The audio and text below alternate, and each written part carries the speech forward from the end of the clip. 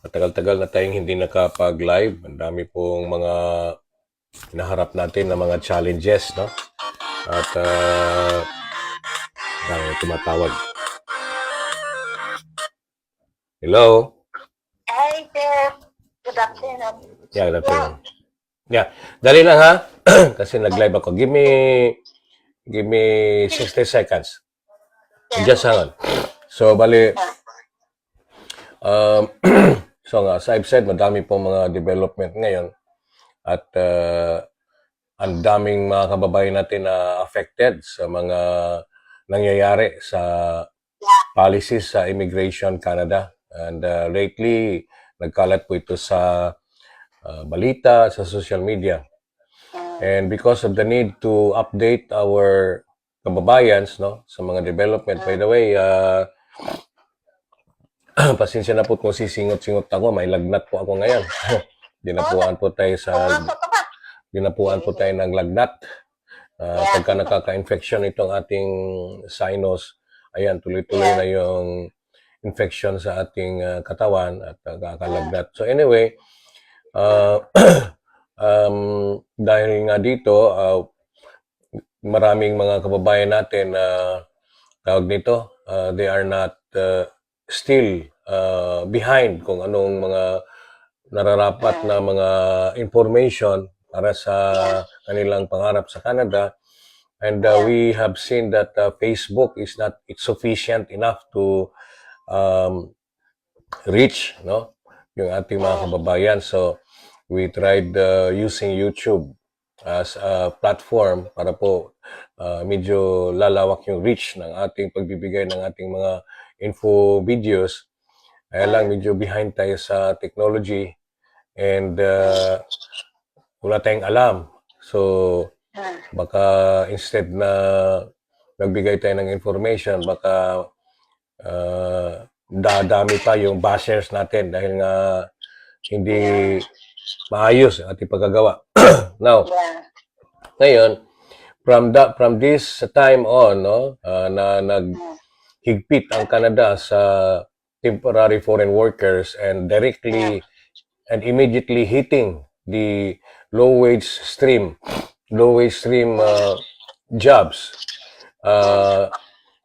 And if you connect this with the pronouncement of the officials concerned in the Canadian government na they will start to stop relying on foreign workers, magkakaroon ng downstream effect ito sa other streams. And Minister Miller also announced that this coming fall there will be upcoming changes, no, in other programs. This is in line with their objective na talagang ma-address yung youth employment problem on housing and other and other issues that is negatively affecting Canadian economy and society. So isa na dito yung ibang program will definitely be affected, no? They will make some changes towards achieving that objective, no? And well, aligned to that objective. So anyway, may caller tayo ngayon. Hello po. Hello. Hey. Yeah. Yeah, sige, pasensya ka na kanina po at may lagnat ako at hindi ako nakabangon kaagad. As a matter of fact, ngayon medyo ramdam ko yung infection at lagnat. So, ano po yung may paglilingkod natin sa iyo, ma'am? Sa akin, sir? Ayan. Pagbisaya lang ta, sir. Kaya di ko kabulo kayong Tagalog. Sige, pagbisaya lang. Tagalog lang ko. Kaya naman ko yung listener good nga di kasabot og Tagalog. Nagkamot lang ta. Nagkamot lang ta. Bisaya. Kaning, ang ako untang kuan, kay ngun among doktor, nga mangita ko kauban, para magbantay na ako. Okay? Alright. Ang akong pension every month is 2,000. 2,000. Oh. Tapos, ingon, ang kanagdar, pila man ko di sa balay. Oh. Ingon ang akong landlord nga, Na.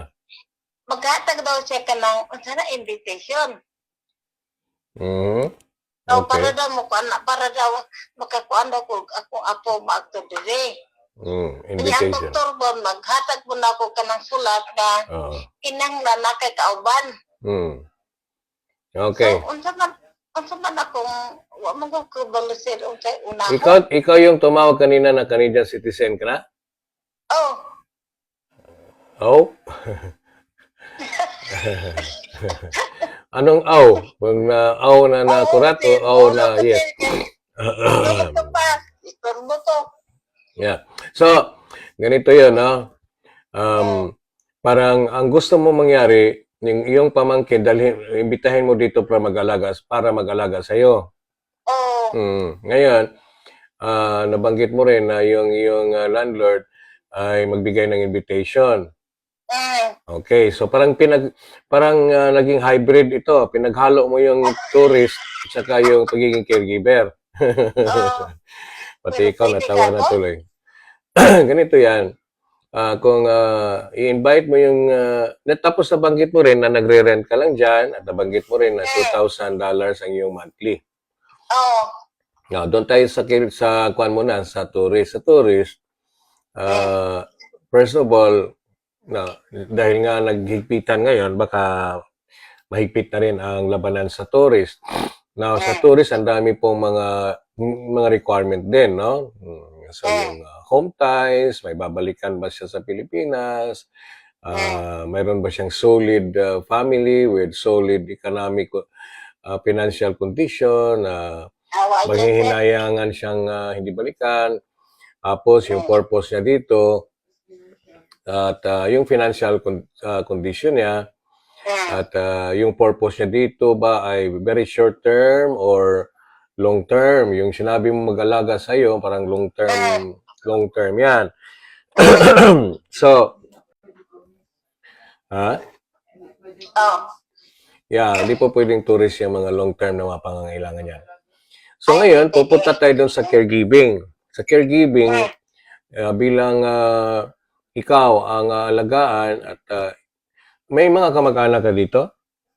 wala. Ako lang isa. Uy, ikaw lang mag-isa. Walang kamag-anak, ha? Wala.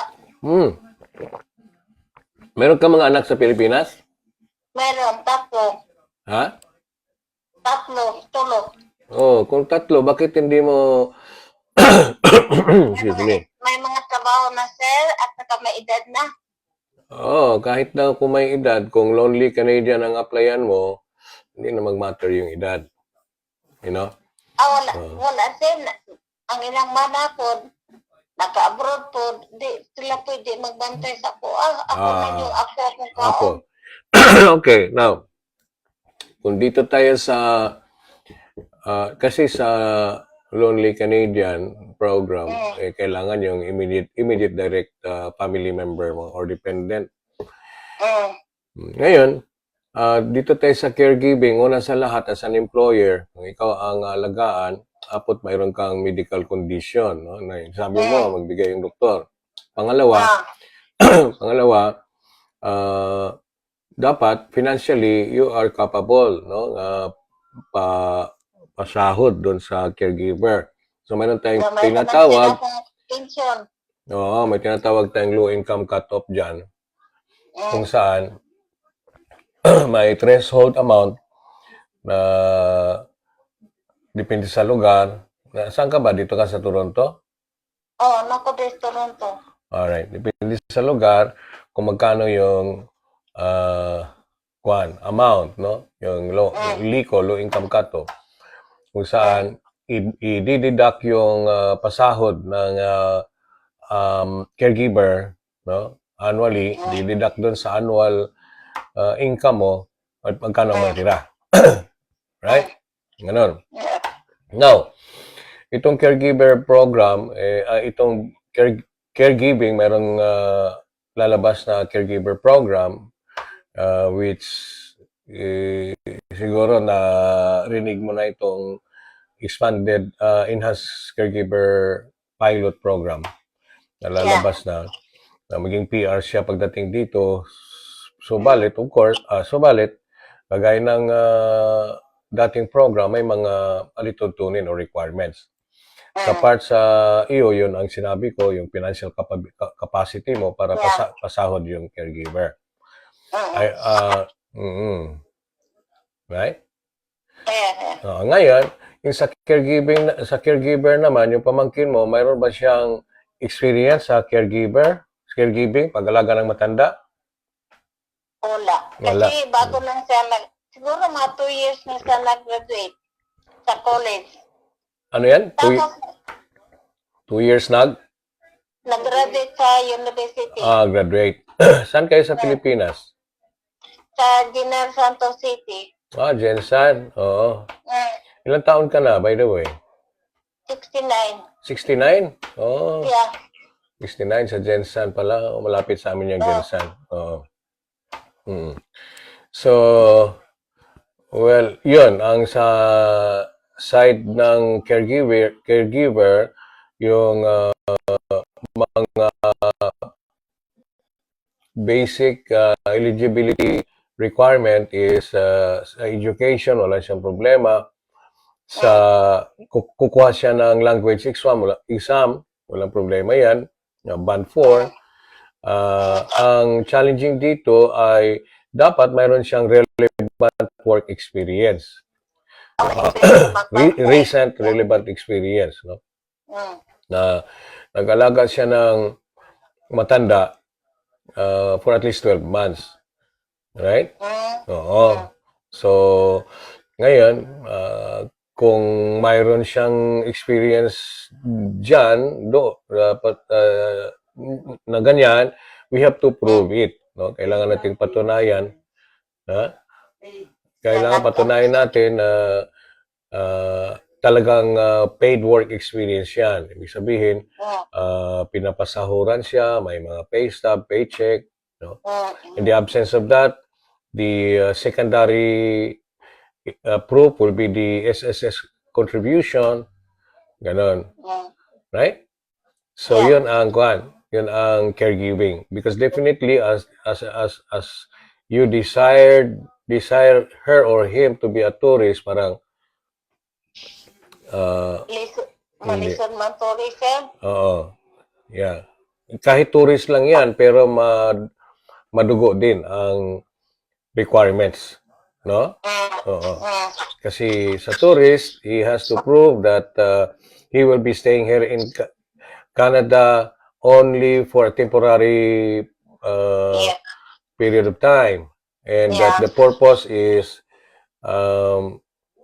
acceptable. Bakit siya pupunta dito? No? And the purpose must be something temporary. No? Yung pag-alaga sa'yo, no. Baka mauwi 6 months, wala na. Yeah. So, sa tourist din, you have to prove a lot of other things. No? Yung tinatawag natin na home ties, na may babalikan siya sa Pilipinas talaga.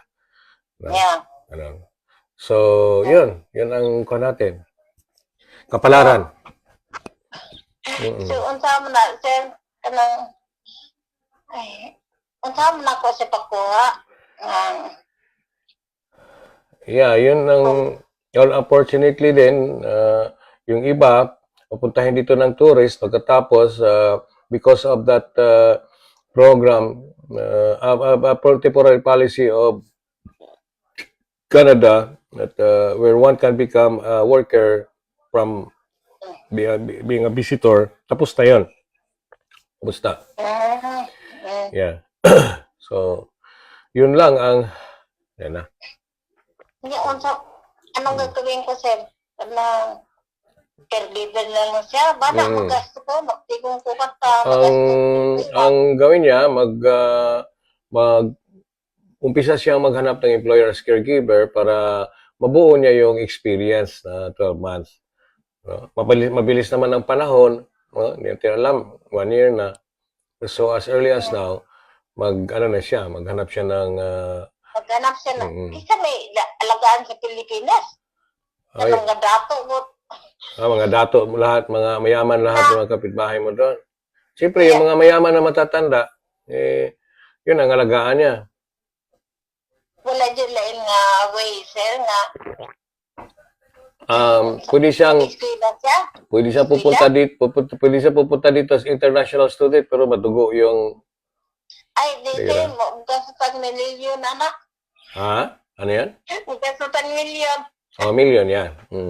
Yeah. Yeah. O bakit nga ka Mm. about sir nga money siya ka ng kuan. Kasi nga tabagan na nga. Money siya para imigran. Kung sa may kuan na na. Oh, kailangan mayroong mayroong program na papasukan niya. Yeah. Doon naman sa skilled worker Mm. stream, wala pa, kakagraduate lang niya. Mm. Marilo Frisco, good morning. RB Brayones, good day. Domaini. So, retired ka na? Ilang taon ka na dito sa Canada?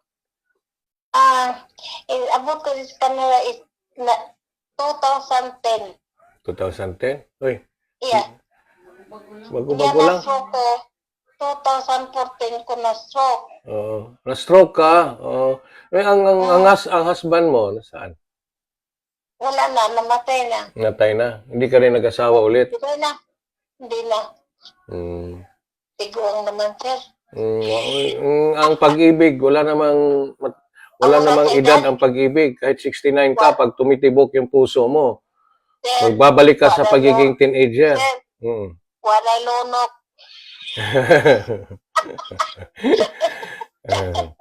Wala kay sanay. Ako lang ngunang doktor, kung muli ka sa Pilipinas, kanay mong tambal, kanay imong pensyon, palit na ni mong tambal. Oh, yeah. Magkano ba ang pension tinatanggap mo ngayon sa old age? 2,000. 2,000, malaki ah. Di, dadagan mo ko kanang usa ka sa binahakat sa gobyerno. Adi na iya ang puli yung pangalan. Sir, currently student po ako now. Wanna pursue caregiver job po. Need po ba ng Lamia?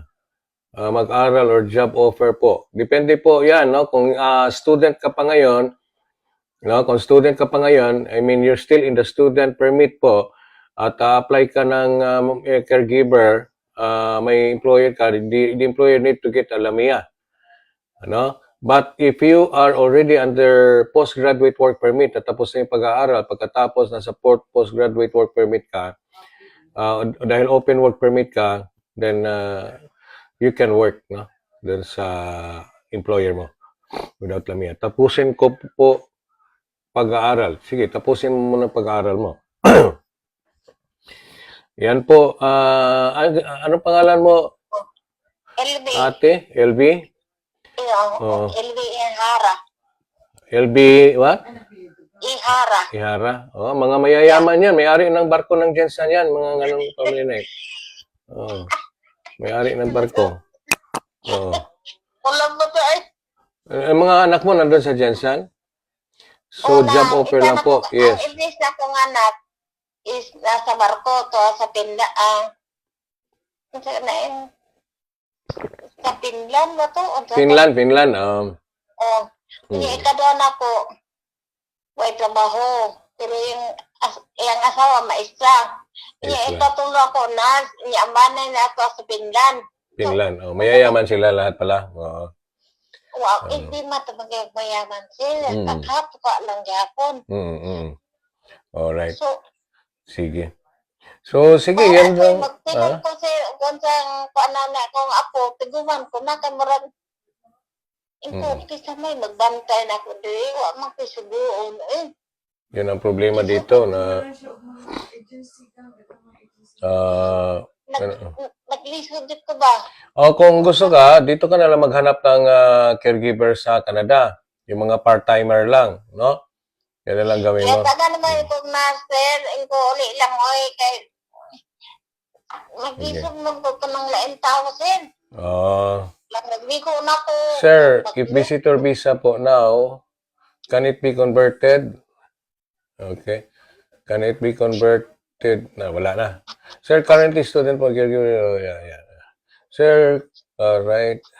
Visitor visa po now, can it be converted to student visa while inside Canada? We have clients who are tourists here and we apply them to become a student nandito sa Canada, but our application is sent out to the visa officer no? Outside Canada. So we have successfully processed a couple of tourists who are here in Canada and converted into an international student. Sige po, yun lang po ang ano natin, mapayo sa iyo. Right? Yeah. Oh, kung gusto ka, sabay-sabay na lang tayong uuwi sa Pilipinas para doon na lang tayo maghanap ng mag-alaga sa atin. Sir, bago lang ko kauli. Bago ka lang ng kauli. Ang dami ka kasing pera. Subot, wait ko naman sa anihap ko. Kunya ka na diabetes man ko, nangabusot man akong tail. Butas-butas na yung paa dahil sa diabetes. Oo. Ulitin ko din, kaya ang hospital dito, sir, kanang nanang ka sa hallway, ang bayad isa ka daw 2,000 peso. Ano, may bayad sa? Bayad ka ka nang kuhan ko ba, admit. Naka sa hallway, di ka sa kwarto, ang ginang nang bayad, 2,000. Kung na muli na ko. Kaya nga, dito libre. Uli na ko din, nagribo ko, $900 ang bayad. Sa booking. Oo, ganun. Kaya pagabog na ko sa ko, sir. Sir, paano po mo? Tingnan ko. Sir, paano po? Okay, yeah, sige po, yeah. Ayan. So, sige ma'am, yun lang naman ma'am na ano ko sa'yo. If you have... Oo, pag... Wala, oo. Kasi kung kami kasi dito sa aking company, sa Allwell, hindi kami nagpapaasa sa client. Sinasabi namin kung walang pag-asa kasi masasayang yung pera ninyo. Ayaw namin na tanggapin yung client kung talagang wala naman talagang pag-asa. Kasi, wala day. Yeah, wala. Siyempre, yung pera ninyo mapunta sa amin na wala namang mangyayari sa application. Nama ba isa sila akong gingnan, sir? Abin mo, sir, pilang di pa ngayon, 7,000. 7,000. Ang isa po, sir, 5,000 Indian. Ako ka. Ayan. Dito sa amin, pangkape lang, pangkape. Sino nag-refer sa'yo? Sino nag-refer dito sa akin? Sino? Si Cherry Lope. Lope. Cherry Lope. Okay. Yeah. Isa dito lang ka kay Sir Alan. Okay, laboratory na. Sige ako tawagan.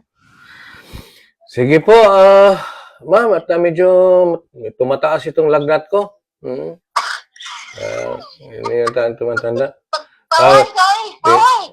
Tumataas yung lagnat ko at nagkakasakit. Tinatawanan mo lang ako. Yeah. Sige. Sige po. Gusto na yun po sa Sige po. Thank you. Okay, thank you. Okay. So, ang dami pong tumatawa, kaya lang talagang may sakit tayo ngayong araw na to, mataas ang ating lagnat. So, yung mga recent calls po ng mga client natin ngayon, yung mga spousal sponsorship, yung mga nagpapatulong para tawagan nga natin yung isa. Yan, akin natin. Hello, if visit one ito mga... Yeah, I hope I can answer all your comments, your questions. Kaya lang, ang dami po natin nare-receive. I have an experienced caregiver po sa Israel Elderly Care. Yung amo ko po ngayon ang amo ko po ngayon, nawawala kasi. So yun po no, ang mga kapatid natin na gusto pumunta dito ng caregiver, umpisa na ninyo ang accumulate no ng caregiving experience as early as now. Kasi That is very important, essential, basic, no? Eligibility requirement that you have a relevant experience in past, at least in the past 3 years, no?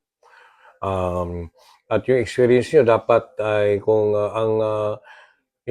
yung magbigay sa'yo ng job offer ay ang alagaan mo ay matanda, dapat ang experience mo ay matanda rin. Kung ang bata, childcare, yung dapat ang experience mo din ay childcare. Sa daan-daan na tumatawag sa akin na mayroon na silang mga employer, yung iba naman,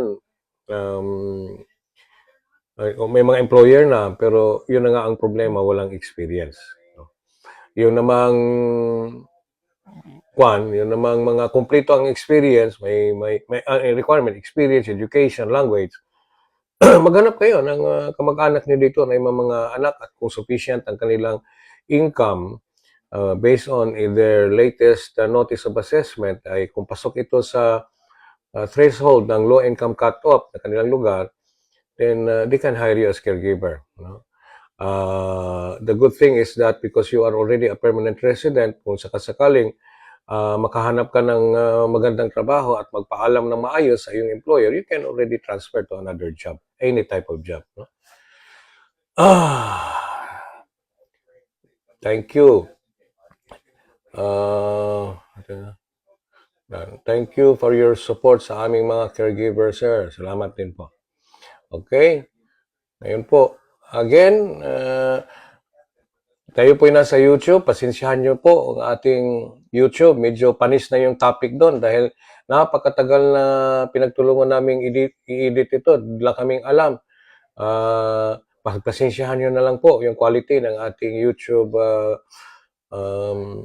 what you call these episodes, no? Ay talagang napaka mahina tayo sa technology, no? Sa itong editing, camera, sound, etc. No?